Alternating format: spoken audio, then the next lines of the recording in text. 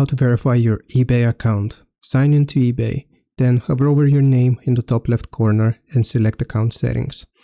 Once we select account settings, you need to click on personal information. Click on personal information and here you will see your email address and phone number which you need to verify. Once you click on verify next to your email and phone number, if you click on verify for your email, you will receive an email with a code which you need to provide, and that's going to verify your email. And the same thing is going to happen with your phone, except you will receive a message with a code and you need to provide it here, and that's going to verify your phone number as well.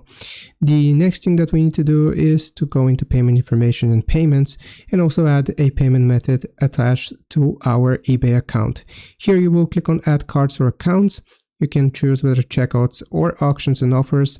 Click on continue, and then here you can choose credit or debit card, PayPal or Venmo, and after you have selected the specific payment method, you will click on continue. It's going to either prompt you to sign into your Venmo account, PayPal account, or provide your card information, and that way you will have verified your eBay account. Hope this video helps. Leave a like and subscribe. I'll see you next time.